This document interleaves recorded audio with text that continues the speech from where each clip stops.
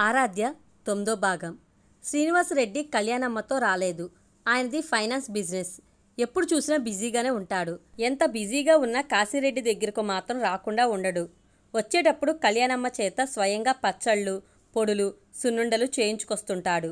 నెయ్యి అంటే కాశీరెడ్డికి ఇష్టమని దాన్నెప్పుడూ మర్చిపోడు. ఎప్పుడు వచ్చినా కాశీరెడ్డి స్నేహితులతో ప్రేమగా మాట్లాడి వెళ్తుంటాడు.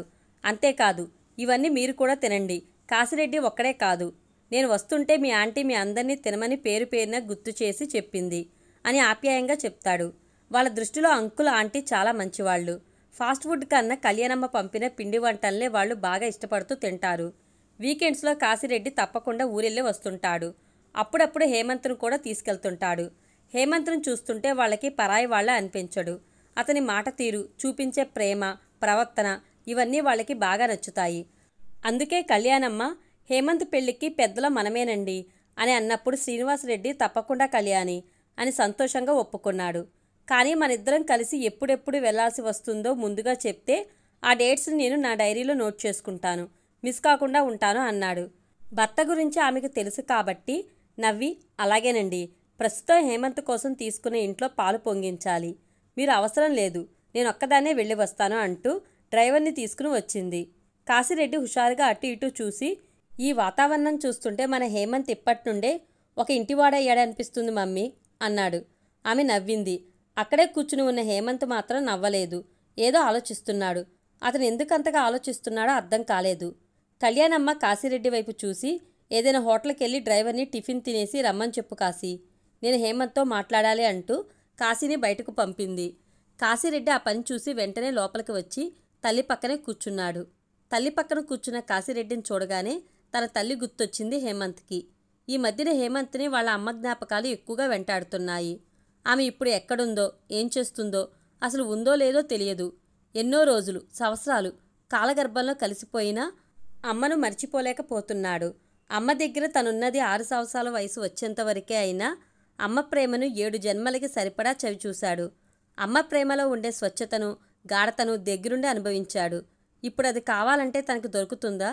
హేమంత్ కళ్ళు అనుకోకుండానే చెమర్చాయి. హేమంత్ భుజం మీద చెయ్యి వేసి, అమ్మ గుర్తొచ్చిందే హేమంత్ అని అడిగింది కళ్యాణమ్మ. ఆమెతో ఒకసారి తన బాల్యం మొత్తం చెప్పాడు. అతను చెప్తున్నది వింటున్నంతసేపు వాళ్ళ అమ్మను ఊహించుకుంటూ ఆమె వ్యక్తిత్వాన్ని మెచ్చుకుంది. ఆమెకు ఎదురైన దురదృష్టకరమైన సంఘటనలకి జాలిపడింది, కన్నీళ్లు పెట్టుకుంది. ఏది ఏమైనా హేమంత్ అమ్మ చేసింది మంచి పనే అనిపించింది. అప్పట్లో ఆమె అలాంటి కఠోరమైన నిర్ణయం తీసుకోకుంటే ఈరోజు హేమంత్ అనేవాడు ఉండేవాడు కాదు. ఆమె నిర్ణయం చాలా గొప్పది, అమూల్యమైనది. ఎందుకంటే ఎప్పుడైనా ఒక మొక్క భూమిని చీల్చుకుంటూ బయటకొచ్చాక దాన్ని ఎదగనివ్వాలి, కానీ దానికి నీరు పొయ్యాలనో, చీడపడితే మందులెయ్యాలనో ఆదిలోనే చిదిమేయకూడదు. అన్ని విలువల కన్నా అత్యంత విలువైనది మనిషి ప్రాణం. దాన్ని తృణప్రాయంగా చూడకూడదు, డబ్బుతో ముడిపెట్టకూడదు. డబ్బు కన్నా విలువైనది ప్రాణం. కానీ ప్రాణం నిలవాలంటే డబ్బును ఆశ్రయించాల్సిందే. కొన ఊపిరితో కొట్టుకుంటున్న ప్రాణాన్ని నిలపాలంటే ఆక్సిజన్ రూపంలో డబ్బే ముందుకు రావాలి. డబ్బు లేకుంటే ఆక్సిజన్ లేదు. ఆంటీ అని పిలిచాడు హేమంత్. ఆలోచిస్తున్న కళ్యాణమ్మ ఉలికిపాటుగా చూసి, చెప్పు హేమంత్ అంది.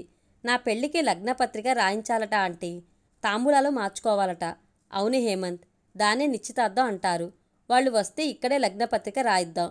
ఇప్పుడు నీకంటూ ఓ ఇల్లు కూడా ఉందిగా, అన్నీ ఇందులోనే జరిపిద్దాం. వచ్చిన వాళ్ళకి మర్యాదలు ఘనంగా చేద్దాం. అలా వాళ్ళు ఒప్పుకోవడం లేదంటీ. వాళ్ళ బంధువులంతా వాళ్ళ ఊరిలోనే ఉన్నారట. వాళ్ళంతా ఇంత దూరం రాలేరట. బంధువులందరినీ పిలుచుకుని ముహూర్తం పెట్టుకుంటే మంచిదని లగ్నపత్రిక అక్కడే రాయిద్దామంటున్నారు. నన్నే అక్కడికి రమ్మంటున్నారు అన్నాడు. అది ఆమెకు నచ్చకపోయినా మౌనంగా ఉంది. మా ఆఫీసులో నేను చేస్తున్న ప్రాజెక్టును బట్టి నాకు లీవ్ దొరకడం కష్టం ఆంటీ. ఆరాధ్య పరిస్థితి కూడా అలాగే ఉంది. రీసెంట్గానే జాబ్లో చేరింది కాబట్టి లీవ్స్ ఉండవు.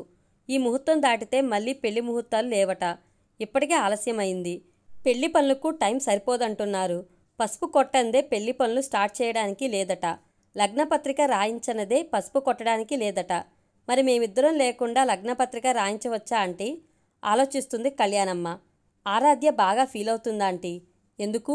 పెళ్లి బట్టలు కొనాలి, బంగారం కొనాలి, చీరల మీదకి బ్లౌజెస్ కుట్టించాలి. అసలే పెళ్లిళ్ళ సీజన్. షాపింగ్ కూడా మనం అనుకున్నంత వేగంగా జరగదు అని ఒకటే కంగారు పెట్టేస్తుంది అన్నాడు. కళ్యాణమ్మ ఆరాధ్యను చూడకపోయినా ఆ అమ్మాయి అన్నది కరెక్ట్ హేమంత్ అంది. అందుకే నేను తనకు ఐడియా ఇచ్చాను ఆంటీ. కానీ తను దానికి ఒప్పుకోవడం లేదు. ఏంటి ఐడియా? లగ్నపత్రిక అక్కడ వాళ్ళ బంధువుల సమక్షంలోనే రాయించి ఇక్కడ నాకు మెయిల్ పెట్టమన్నాను. తను చెప్పినట్లే వాళ్ళ బంధువులకు కూడా నా తరపున వెడ్డింగ్ కార్డు అందేలా ప్రింట్ చేయిస్తానన్నాను. అంతే. ఎక్కడైనా లగ్నపత్రిక మెయిల్ పెడతారా? అసలు ఇది పెళ్ళి అనుకుంటున్నారా, కంప్యూటర్ వర్క్ అనుకుంటున్నారా అంటూ ఎగిరింది. ఏది మాట్లాడినా ఇది పెళ్ళి కదా, అన్నీ సవ్యంగా శాస్త్రోక్తంగా జరగాలి కదా అంటుంది. ఎంతసేపు తను చెప్పినట్లే నేను వినాల్సి వస్తుంది. ఒక్కడి కూడా నా మాట ప్రకారం జరగాలని చూడటం లేదు అన్నాడు. ఆమె హేమంత్ని చూస్తూ వింటుంది.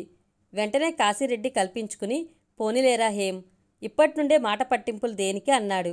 హేమంత్ ముఖం అదోలా పెట్టి, నాకు పేరెంట్స్ లేరని తనకు ముందే చెప్పాను కదరా, అన్నీ సవ్యంగా జరగాలి, అన్నీ శాస్త్రోక్తంగా జరగాలి అంటే ఎలా? రోజూ ఫోన్లో గంటలు గంటలు ఇదే చర్చ.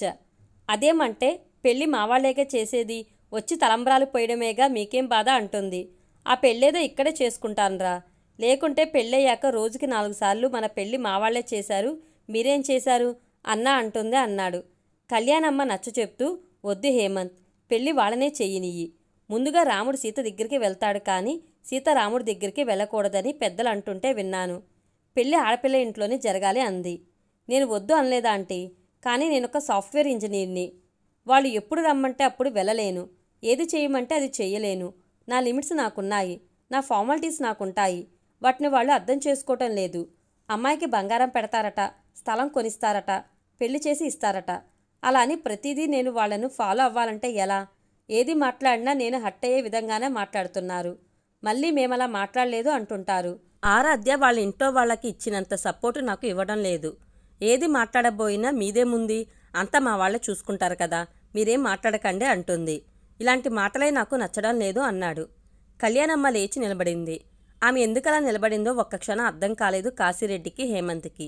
కూర్చోండి ఆంటీ అన్నాడు హేమంత్. తన మాటలు ఆమెకు ఇబ్బంది కలిగించాయేమోనని కలవరపడ్డాడు. ఇప్పుడే వస్తానే హేమంత్, నువ్వు నాతో రా కాశీరెడ్డి అంటూ తన కొడుకును పక్కకి తీసుకెళ్ళింది కళ్యాణమ్మ. ఏంటి మమ్మీ, ఉన్న పలంగా లేచి వచ్చావు అడిగాడు కాశీరెడ్డి. నాకెందుకో ఈ సంబంధం హేమంత్కి కరెక్ట్ కాదనిపిస్తుందిరా. కరెక్ట్ అయినా కాకపోయినా తప్పదు మమ్మీ. ఎందుకలా? హేమంత్ ఆరాధ్యను ప్రేమించాడు, జాబ్ కూడా తన రెఫరెన్స్తోనే ఇప్పించాడు. నువ్వు ఆరాధ్యను చూడలేదు కానీ హేమంత్కి తగినట్లే అందంగా ఉంటుంది. అమ్మాయే కదా మనకు ముఖ్యం, వాళ్ళ ఫ్యామిలీదేముందు చెప్పు అన్నాడు. ఆమె అది విని, అది కాదు కాశీ అంటూ కాశీరెడ్డితో ఇంకేం మాట్లాడదలుచుకోలేదు. ఇక్కడ కావాల్సింది లోకజ్ఞానమో లోకరీతినో తన అనుభవమో కాదు, పెళ్ళి. అందుకే సరే రా వెళ్దాం అంది. కాశీరెడ్డి ఆమెతో పాటు కదిలాడు. వాళ్ళిద్దరూ వెళ్ళి ఎప్పట్లాగే హేమంత్ దగ్గర కూర్చున్నారు. వాళ్ళంత సడన్గా పక్క కిందకెళ్ళి వచ్చారో హేమంత్కి అర్థం కాలేదు. హేమంత్ పెళ్ళంటే ఏ ఒక్కరి వల్లనో ఇద్దరి వల్లనో అయ్యేది కాదు. అలాంటప్పుడు నువ్వు సంయమనం పాటించాలి. ఎవరు చెప్పినట్లు ఎవరు విన్నారు, ఎవరు ఎవరికి సపోర్ట్ చేస్తున్నారు అన్నది కూడా ఇప్పుడు మనం ఆలోచించకూడదు. పెళ్ళి ఎలా చేస్తున్నారు, వేదబ్రాహ్మణులు చెప్పిన టైంకి పెళ్లి చేస్తున్నారా లేదా అన్నది చూసుకోవాలి. నిశ్చితార్థానికి ఎప్పుడు రమ్మన్నారు అడిగింది కళ్యాణమ్మ. అంతకుముందు వాళ్ళిచ్చిన డేట్స్ నా వల్లనే డ్రాప్ అయ్యాయి ఆంటీ, రేపు బాగుంది రమ్మన్నారు అన్నాడు హేమంత్. రేపు శుక్రవారం కదా, నిశ్చితార్థం ఎలా చేస్తారు? ఇప్పటికే లేట్ అయిందని తప్పంతా నా మీద పెట్టి రోజు ఫోన్లో ఆరాధ్య ఒకటే సతాయిస్తుంది అన్నాడు హేమంత్. మరి రేపు వెళ్ళాలి అంటే మనం ఇక్కడి నుండి ఎప్పుడు బయలుదేరాలి? నువ్వెప్పుడైనా ఆ ఊరికి వెళ్ళావా? వెళ్ళలేదంటే బస్సులో అయితే 12 గంటలు టైం పడుతుందట, ట్రైన్ జర్నీ అయితే 10 గంటలు టైం పడుతుందని ఆరాధ్య చెప్పింది. రేపు వెళ్ళాలి అంటే ఇవాళ నైట్ ట్రైన్కి వెళ్ళవలసి ఉంటుంది, లేదంటే ఈవినింగ్ బస్కి. నేను అంకులు వెళ్ళి తాంబూలాలు మార్చుకుని వస్తాము. మా ప్రయాణ ఏర్పాటు చూడు. బస్కి వద్దు, నడు నొప్పి, అన్ని అవర్స్ జర్నీ చేయలేం. ట్రైన్కి వెళ్తాం. సీట్ రిజర్వేషన్ కాకుండా బెర్త్ రిజర్వేషన్ చేయించు. హాయిగా నిద్రపోయి తెల్లవారి లేచేసరికి వాళ్ళ ఊరొస్తుంది అంది. తప్పకుండా ఆంటీ, ఈ విషయం ఆరాధ్యతో చెప్తాను, అవన్నీ తనకు బాగా తెలుసు, ఆన్లైన్లో బుక్ చేస్తుంది అన్నాడు. ఆమె నవ్వి, ఇప్పటి నుండి ఆరాధ్య మీద డిపెండ్ అవుతున్నావన్నమాట అంది. ఇది డిపెండ్ కాదంటీ, ఆ వర్క్ తనకి బాగా తెలుసు, చేస్తుంది అంతే. ఎందుకంటే తను ఎక్కువగా వాళ్ళ ఊరికి వెళ్తుంటుంది కదా, ఆ నాలెడ్జ్ ఎక్కువ అన్నాడు. ఆమె లేచి కారు వైపు నడుస్తూ, నేను అంకుల్ ఇవాళ నైట్కి బయలుదేరి ఆరాధ్య వాళ్ళ ఊరు వెళ్తాము. నీ తరపున నీ స్నేహితుని తల్లిదండ్రులు వస్తున్నట్లు వాళ్ళకి ఇన్ఫర్మేషన్ ఇవ్వు. మాకు చేసే మర్యాదల్లో ఏ లోటు రాకూడదని ముందే చెప్పు. అలాగే ఆంటీ, అవన్నీ ఆరాధ్య ముందుగానే వాళ్ళ పేరెంట్స్కి చెప్తుంది, మీకు ఎలాంటి ఇబ్బంది రాదు అంటూ హామీ ఇచ్చాడు. ఆమె కారులో కూర్చోగానే కారు కదిలింది. కాశీరెడ్డి హేమంత్ మాట్లాడుకుంటూ ఇంట్లోకి వెళ్లారు. సరిగ్గా రాత్రి 9 గంటలకి పావుగంట ముందే తమ కారులో రైల్వే స్టేషన్కి చేరుకున్నారు కళ్యాణమ్మ, శ్రీనివాసరెడ్డి. వాళ్ళని రైలు ఎక్కించడానికి హేమంత్ కాశీరెడ్డి బైక్ మీద వచ్చారు. ట్రైన్ రైట్ టైంకి నడుస్తుంది. 11 గంటలకల్లా ట్రైన్ వచ్చి స్టేషన్లో ఆగింది. కళ్యాణమ్మ, శ్రీనివాసరెడ్డి ట్రైన్లో కూర్చున్నారు. వెయిటింగ్లో లేకుండా వాళ్ళ బెర్తులు వాళ్ళకి రెడీగా ఉన్నాయి. హేమంత్ ఇంతవరకు ఆరాధ్య కుటుంబ సభ్యులెవరినీ చూడలేదు. ఆరాధ్య చెప్తే వినడమే. అప్పుడప్పుడు దగ్గర కూర్చుని వాళ్లతో ఫోన్లో మాట్లాడిపించింది. అంతే. అందుకే వాళ్ళ గురించి ప్రత్యేకించి కళ్యాణమ్మ, శ్రీనివాసరెడ్డి గారితో ఏమీ చెప్పలేకపోతున్నాడు. ట్రైన్ అయితే ఎక్కించారు. ట్రైన్ కదిలింది. కళ్యాణమ్మ, శ్రీనివాసరావు పడుకోలేదు. మాట్లాడుకుంటూ కూర్చున్నారు. ఇవాళ రేపు ఇలా ప్రేమించి పెళ్లి చేసుకునే వాళ్ళు తక్కువగా ఉన్నారు కళ్యాణి. అందులో ఇద్దరు సాఫ్ట్వేర్ ఇంజనీర్లు. నాకెందుకో వీళ్ళిద్దరిని చూస్తుంటే ముచ్చటేస్తుంది అన్నాడు శ్రీనివాసరెడ్డి. అంత ముచ్చటపడాల్సింది ఏముందండి? ఈ ప్రేమ వివాహాలనేవి యుగ యుగాల నుండి ఉన్నాయి అంది కళ్యాణమ్మ. ఆ యుగాలు ఇప్పుడు లేవు కళ్యాణి. ఆ ధర్మాలు ఇప్పుడు లేవు. కాలంతో పాటు అన్నీ మారిపోతున్నాయి. ప్రస్తుతం ఫేస్బుక్ పరిచయాలే ప్రపంచాన్ని ఏలుతున్నాయి అన్నాడు. నోట్బుక్ తప్ప ఫేస్బుక్ తెలియని కళ్యాణమ్మ అదేం బుక్ అండి అని ఆసక్తిగా అడిగింది. శ్రీనివాసరెడ్డికి ఉన్నంత అవుట్లుక్ ఆమెకి లేదు. ప్రతిదీ తెలుసుకోవాలన్న జిజ్ఞాస మాత్రం ఎక్కువగానే ఉంది. అందుకే అలాగే చూస్తుంది భర్త ఏం చెప్తారో వినాలని. ఫేస్బుక్ గురించి నీకు చెప్పినా అర్థం కాదు. దాని అవసరం కూడా నీకు లేదు అన్నాడు. అది కంప్యూటర్ ముందు కూర్చుని యూజ్ చేసే పని కళ్యాణి. నువ్వు పడుకో అన్నాడు. నేను పడుకునే అడుగుతున్నా. ఆ ఫేస్బుక్లో యూత్ చేసే పనేంటో చెప్పొచ్చుగా, వింటాను అంది. ఆమెకి నిద్ర రావటం లేదు. భర్త చెప్పే కబుర్లు వింటూ పడుకోవాలని ఉంది. ఆయన నవ్వి, ఇప్పుడు ఫేస్బుక్ గురించి తెలియని వాళ్లే లేరు అన్నాడు. అలా అనకండి. నేను లేనా? నాలాంటి వాళ్ళు ఎందరున్నారో మీకు తెలుసా? ఓకే. ఫేస్బుక్ పని ఏంటంటే ఎన్నో యోజనాల దూరంలో ఉండే ఇద్దరు వ్యక్తుల్ని కంప్యూటర్ల ముందు కూర్చోబెట్టి వాళ్లతో చాటింగ్ చేయిస్తుంది. ఇందులో మంచి చెడు రెండూ ఉంటాయి. చెడు ఏంటంటే ఫేక్ ఐడి క్రియేట్ చేసుకుని తమ క్వాలిఫికేషన్లు, రంగు, హైట్, వెయిట్ అన్ని అబద్ధాలు చెప్పుకుంటారు. అందులో వేరే వాళ్ళ ఫోటో పెట్టి అది నాదే అని ఇంకో అబద్ధం చెప్పి ఒకరిని ఒకరు ఆకర్షించుకుంటారు. ఆ తర్వాత ఒకరిని ఒకరు రియల్గా చూసుకోవాల్సి వచ్చినప్పుడు ఒకరికి ఒకరు నచ్చక అటు నుండి అట్టే పారిపోతుంటారు. పెళ్లి వరకు వెళ్లరు. ఇలా బ్రేకప్ అయినా ప్రతిసారి ఆనందంగా పార్టీ ఇచ్చుకుంటారట. అది కూడా వాళ్ళ ఎంజాయ్లో ఒక పార్ట్ అట. అబ్బా, పెద్ద నసపోయింది అని అనుకుంటారట. వినడానికి ఇదంతా చెత్తగా లేదు. అలా ఏం లేదులేండి. ఎందుకంటే లోగడ కాలం స్నేహాలు కూడా ఇలా ఒకరిని ఒకరు చూసుకోకుండానే సాగేవి.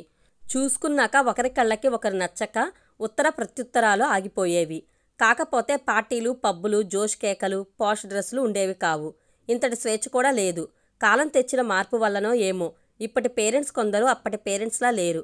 ఎవరి పర్సనల్ ప్రాబ్లమ్స్కి వాళ్లే ఇంపార్టెన్స్ ఇచ్చుకుంటూ ఆనందమైన, బాధైనా ఇండివిడ్యువల్గా ఎదిగిపోవాలన్న తాపత్రయంలో ఉన్నారు. అందుకే పరిచయాల పరిధి పెరిగి అది అంతే ఇంతే అన్నట్లు విస్తృతమై, వికృతమై, కలుషితమై ఇంకా ఏదో అయ్యేలా ఉంది. అంతే అని అంత తేలిగ్గా తీసేయకు కళ్యాణి. అసలు ఈ ఫేస్బుక్ వల్లనే కొన్ని చోట్ల ఫేక్ లవర్స్ పెరిగిపోతున్నారట. భార్యాభర్తలు కూడా విడిపోతున్నారట. అది మాత్రం నేను నమ్మను. విడిపోవడం, కలిసి ఉండటం అనేది దైవ నిర్ణయం. ఫేస్బుక్ వలనో నోట్బుక్ వలనో అయితే కాదు. అందుకే మనలో ఎవరైనా సరే నిన్న అలా లేదే, మొన్న అలా అయిందే, ఈరోజు ఎందుకిలా ఉంది అన్నది పట్టించుకోకూడదు. మంచి ప్రతి చోట ఉండనట్లే చెడు కూడా ఉండదు. చెడు లేకుంటే మంచి విలువ తెలియదు. మంచి ఎంత ముఖ్యమో చెడు కూడా అంతే ముఖ్యం. తెలుపు ఎంత ముఖ్యమో నలుపు కూడా అంతే ముఖ్యం. వెలుగు ఎంత ముఖ్యమో చీకటి కూడా అంతే ముఖ్యం. ఇవి ఒకదాని వెంట ఒకటి ఉంటేనే జీవన వైవిధ్యం బావుంటుంది. సింహాలు ఉన్నప్పుడు లేళ్లు కూడా ఉండాలి. పాములు ఉన్నప్పుడు ఎలుకలు ఉండాలి. కప్పలు ఉన్నప్పుడు కీటకాలు ఉండాలి. లేకుంటే ఎక్కడే ఆట అక్కడ ఆగిపోతుంది. ఆటే లేకుంటే గెలిచేదెవరు, ఓడేదెవరు? ఇక నాకు నిద్రొస్తుంది అంటూ ఆమె దుప్పటి ముసుగు పెట్టుకుంది. ఏదైనా ఉంటే గబగబా మాట్లాడేస్తుంది. ఆ తర్వాత నోరెత్తదని శ్రీనివాసరెడ్డి కూడా దుప్పటి నిండా కప్పుకుని పడుకున్నాడు. ఆయనకు తన భార్య మాటల్ని ఖండించాలనిపించలేదు. ప్రతిచోటా మనిషి మార్పును ఆశిస్తున్నాడు. అందుకే ప్రస్తుతం సోషల్ నెట్వర్కింగ్ సైట్లు యూజర్లను ఆకట్టుకుంటున్నాయి. ఫేస్బుక్ యూజర్లు పెరిగిపోతున్నారు. ఈ ఫేస్బుక్ వల్ల చిన్ననాటి స్నేహితులు కలుసుకోవచ్చన్న ప్లస్ పాయింట్ ఒకటి బలంగా ఉంది. ట్విట్టర్ కూడా సెలబ్రిటీల పుణ్యమా అని బాగానే వద్దిల్లుతుంది. ఇప్పటికే phone, internet, keyboard, mouse, headphones wireless అయ్యాయి. ఇక ముందు ఛార్జర్లు, హోల్డర్లు వైర్లకు స్వస్తి చెప్పేలా ఉన్నాయట. ఇవన్నీ కాలంతో పాటు వస్తున్న మార్పులు. తను కూడా తన బిజినెస్ వ్యవహారాలన్నింటినీ ల్యాప్టాప్ ద్వారానే నడిపిస్తుంటాడు. నెట్ కనెక్షన్ లేనిదే క్షణం గడవదు. ఇవన్నీ అభివృద్ధి అనుకునే వాళ్ళకి అభివృద్ధి అనిపిస్తుంది. ప్రతిబంధకం అనుకునే వాళ్ళకి ప్రతిబంధకం అనిపిస్తుంది. ఏదైనా చూసే చూపును బట్టే ఉంటుందని అనుకుంటూ ఆయన కూడా నిద్రపోయాడు. రైలు లయబద్ధంగా ఊగుతూ తన ప్రయాణం తను చేస్తుంది. ఉషోదయం వేళ సమయం 7 గంటలయ్యింది. కళ్యాణమ్మ శ్రీనివాసరెడ్డి ట్రైన్లోనే బ్రష్ చేసుకుని కాఫీ తాగారు. ఆరాధ్య వాళ్ళ ఊరు రాగానే వాళ్ళిద్దరూ చాలా ఉత్సాహంగా ట్రైన్ దిగారు. స్టేషన్ దగ్గరికి ఆరాధ్య తమ్ముడు సునీల్ వచ్చి వాళ్లను రిసీవ్ చేసుకున్నాడు. సునీల్ నిన్ననే మద్రాసు నుండి ఇంటికి వచ్చాడు. ఆ విషయమే వాళ్లతో చెప్పి తనను వాళ్ళకి పరిచయం చేసుకున్నాడు. స్టేషన్ బయటకొచ్చి వాళ్లను ఆటోలో ఎక్కించుకుని వెళ్ళాడు సునీల్. నెమలి పింఛం రంగులో ఉన్న ఉప్పాడ చీర కట్టుకుని అంచు రంగున్న బ్లౌజ్లో చాలా పద్ధతిగా ఉంది కళ్యాణమ్మ. ఖరీదైన డ్రెస్లో ఆమెకు తగిన విధంగానే ఉన్నాడు శ్రీనివాసరెడ్డి. స్వీట్ హౌస్ ముందు ఆటో ఆగ్గానే సునీల్తో పాటు వాళ్ళిద్దరు కూడా దిగారు. తమ షాప్ ముందు ఆగిన ఆటోలోంచి హేమంత్ స్నేహితుని తల్లిదండ్రులు దిగుతున్నది శాంతారాం చూసి కూడా తల వంచుకుని తన పని తను చేసుకుంటున్నాడు. వాళ్ళు ఆ పరిసరాలను గమనిస్తూ ఆయన్ని చూశారు. కానీ ఆయనే ఆరాధ్య తండ్రి అని వాళ్ళకి తెలియదు. షాప్ ముందున్న చెక్క బల్లలపై, రాతి బల్లలపై కొందరు కూర్చుని టీ తాగుతున్నారు, పేపర్ చదువుతున్నారు. సునీల్ రెండే అంటూ వాళ్లను తనతో తీసుకెళ్లాడు. ఇంటి ఆవరణలోకి వెళ్ళగానే రమాదేవి చీపురు కట్టతో ఎదురైంది. ఆమె అప్పుడే నిద్రలేచినట్లుంది. కాస్త దూరంగా ఉన్నప్పుడే ఆవిడ మా మమ్మీ అని చెప్పి పని మీద పక్కకెళ్ళాడు సునీల్. తనకి ఎదురుగా వస్తున్న ఆ కొత్త వ్యక్తులు హేమంత్ స్నేహితుని తల్లిదండ్రులని తెలుసు. హైదరాబాద్లో ట్రైన్ ఎక్కారని కూడా తెలుసు. వాళ్ళని రిసీవ్ చేసుకోవడానికి సునీల్ పంపినట్లు కూడా తెలుసు రమాదేవికి. అయినా ఆమె ఎందుకో వాళ్ళ వైపు చూసింది తక్కువ, తల వంచుకున్నదే ఎక్కువ. ఆమె ఎందుకలా ఉందో, చూస్తుందో చిత్రంగా అనిపించింది కళ్యాణమ్మకు. సొంత కూతురి నిశ్చితార్థానికి తాంబూలాలు మార్చుకోవడానికి వచ్చిన పెద్దల పట్ల తల్లిగా ఆమె ఎలా స్పందించాలి? ఎంత మర్యాదగా ప్రేమగా పలకరించాలి? అలాంటిదేం లేదక్కడ. కనీసం తనను తాను పరిచయం చేసుకుందామన్నట్లు రమాదేవి వైపు నవ్వుతూ చూసి చిన్నగా నవ్వింది కళ్యాణమ్మ. శ్రీనివాసరెడ్డి కళ్యాణమ్మ పక్కన హుందాగా నిలబడి చుట్టూ పరిశీలనగా చూస్తున్నాడు. రమాదేవి వాళ్ల వైపు అప్పుడే చూసినట్లు ఓ చూపు చూసి కూర్చోండి అంటూ బయట 2 కుర్చీలు ఉంటే వాటి వైపు చేయి చూపించింది. ఆమె లోపలే నిలబడి ఉంది. చేతిలో ఉన్న చీపురు అలాగే ఉంది. ఆ కుర్చీలు రాత్రి నుండి బయటే ఉన్నట్లున్నాయి. వాటిపై మంచు రాలి ఉంది. ప్రహరీ గోడ ఎత్తు లేకపోవడం వల్ల రోడ్డు మీద మట్టి కూడా వాటిపైకి చేరి ఉంది. బోగన్విలియా చెట్టు కింద ఎవరో ఒక ఆవిడ కూర్చుని గిన్నెలు తోముతుంది. పెద్దగా చప్పుడు చేస్తుంది. దాని పక్కనే ప్లాస్టింగ్ చేయని మెట్ల మీద నుంచి ఒక ఆయన సగం అరిగిపోయిన చీపురు పట్టుకుని హడావిడిగా దిగాడు. ఆయన పైన శుభ్రం చేసి వచ్చినట్లుంది. రొప్పుతున్నాడు. వీళ్ల వైపు చూడలేదు. వాళ్ళిద్దరు అక్కడ నిలబడి ఉండగానే టెంట్ హౌస్ నుండి షామియానా, వంట సామాన్లు వచ్చాయి. వాటిని 2 వ్యక్తులు మెట్లు ఎక్కి పైకి పట్టుకెళ్లారు. వంట సామాన్లను మాత్రం బోగన్విలియా చెట్టు కింద పెట్టారు. నిశ్చితార్థం అరేంజ్మెంట్స్ పైన చేస్తున్నారు. అదంతా మా ఊళ్ళో ఉండే మా బంధువుల కోసమే కానీ మీకోసం కాదన్నట్లు శ్రీనివాసరెడ్డిని, కళ్యాణమ్మను ఎవరూ చూడటం లేదు. కళ్యాణమ్మ బయట కూర్చోకుండా భర్త వైపు చూసి రండి లోపలికెళ్ళి కూర్చుందో అంది. శ్రీనివాసరెడ్డికి పిలవకుండా లోపలికెళ్ళటం నచ్చలేదు. ఆయన ఎవరికైనా మర్యాద ఇస్తాడు, అలాగే ఆశిస్తాడు. కానీ కళ్యాణమ్మ మాత్రం ఆయన చేతిని సున్నితంగా తాకి శుభకార్యం కోసం వచ్చాం, మన లోపలే కూర్చోవాలి, అది పద్ధతి. సెంటిమెంట్గా ఆలోచించి చెప్తున్నా, మనం ఇప్పుడు బయట కూర్చోకూడదు. హేమంత్ బాగుండాలి, మనం అతని కోసమే వచ్చాం అంది. ఆయనకి మాత్రమే వినిపించేలా. ఆమె భావాన్ని అర్థం చేసుకున్న శ్రీనివాసరెడ్డి హేమంత్ మీద ప్రేమతో లోపలికి అడుగుపెట్టాడు. అక్కడ డ్రెస్సింగ్ టేబుల్కి ఎదురుగా డబుల్ కాట్ ఉంది. దాని పక్కన పెయింట్ ఎలిసిపోయిన పాత టేబుల్ మీద కంప్యూటర్ ఉంది. పక్కనే బీరువా. అక్కడ 2 కుర్చీలు ఉన్నాయి. కుర్చీలో కూర్చున్నాడు శ్రీనివాసరెడ్డి, కళ్యాణమ్మ. రమాదేవి వాళ్ళు ఎక్కడ కూర్చున్నా ఒకటే నాకు అన్నట్లు వాళ్ల వైపు సరిగ్గా చూడటం లేదు. శాంతారాం షాప్లోంచి ఇంట్లోకి వచ్చాడు. వాళ్ళకి ఎదురుగా ఉన్న డబల్ కాట్ మీద కూర్చుని పంతులు గారు ఇప్పుడు 10 గంటలకు వస్తామన్నారు. ఒకవేళ ఇప్పుడు వీలు కాకపోతే మధ్యాహ్నం 3 గంటలకు కూడా ముహూర్తం పెట్టుకోవచ్చన్నారు. అది అయ్యాక సాయంత్రం 4 గంటలకి మేము పసుపు కొట్టుకుంటాం. అసలు ముందు మీరు పసుపు కొట్టుకోవాలి, ఆ తర్వాత మేము పసుపు కొట్టుకోవాలి. కానీ మనకు అంత టైం లేదు కాబట్టి మీరు ఇంటికి వెళ్ళాక మంచి రోజు చూసుకుని పసుపు కొట్టుకోవచ్చు. మీరు స్నానాలు చేయండి, మా వాళ్ళందరూ కూడా వస్తారు అని చెప్పి లేచి వెళ్ళిపోయారు. వాళ్ళిద్దరి స్నానాలకి ఏర్పాటు చేశారు. తినడానికి పప్పు పొంగలి చేసి పెట్టారు. ఆ మర్యాదలన్నీ బోగన్విలియా చెట్టు కింద కూర్చుని గిన్నెలు తోమినావిడే చేసింది. ఆవిడ ఆరాధ్య తల్లి రమాదేవికి స్వయాన అన్నయ్య భార్య. ఆమె పేరు సీతాలమ్మ. పొట్ట నడుంకి అతికినట్లు బక్కగా ఉంది, పొట్టిగా ఉంది, ఎత్తుపళ్ళు, తెల్ల జుట్టు. వ్యంగ్యంగా నవ్వుతూ మాట్లాడుతూ టపటపా కళ్ళు ఆర్పుతూ చూడటానికి వింత జంతువులా ఉంది. ఆవిడ ఎప్పటికీ ఆ ఇంట్లోనే ఉంటూ పనులు చేస్తుందట. ఆవిడ భర్త ఊరి చివరన ఏదో ఫ్యాక్టరీలో వాచ్మెన్గా ఉన్నాడట. అదే ఊర్లో ఉన్న శాంతారాం తమ్ముళ్ళు, మరదళ్ళు, వారి పిల్లలు, అక్కయ్యలు, బావలు, వారి పిల్లలు కూడా వచ్చారు. అప్పటికే 11 గంటలయింది. రాహుకాలం వచ్చింది. పంతులు గారు మిద్దె మీద షామియానా కింద కూర్చుని మంత్రాలు చదువుతున్నారు. ఒక్కొక్కరే పైకెళ్ళి చాపల మీద కుర్చీల మీద కూర్చున్నారు. రమాదేవి ఏదో మర్చిపోయినట్లు గబగబా వచ్చి పంతులు గారు పిలుస్తున్నారు, మీరు కూడా రండి, పైకెళ్ళి కూర్చుందాం, లగ్నపత్రిక రాస్తున్నారు అంది. ఆశ్చర్యపోయి చూస్తూ 12 కావస్తుంది. ఇప్పుడెలా లగ్నపత్రిక రాస్తారు? పైగా రాహుకాలంలో అంది కళ్యాణమ్మ. అవన్నీ నాకు తెలియవు. వచ్చిన వాళ్ళు అంతసేపు కూర్చోలేరట, పనులున్నాయట, భోజనాలు చేసి వెళ్ళిపోవాలంటున్నారు అంటూ ఆమె పిలుస్తున్నా ఆగకుండా వెళ్ళింది. కళ్యాణమ్మ శ్రీనివాసరెడ్డి ఇక తప్పదన్నట్లు పైకెళ్ళి కూర్చున్నారు. పంతులుగారు లగ్నపత్రికలు రాస్తున్నారు. ఆయన శ్రీనివాసరెడ్డి వైపు చూసి హేమంత్ ఇంటి పేరు గోత్రం అడిగారు. వచ్చే ముందు హేమంత్ ఏం చెప్పాడో అదే చెప్పారు శ్రీనివాసరెడ్డి గారు.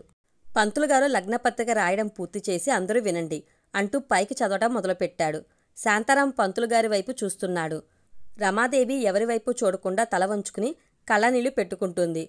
ఆమె ఎందుకలా కళ్ళనీళ్లు పెట్టుకుంటుందో అర్థం కాక బిత్తరపోయింది కళ్యాణమ్మ.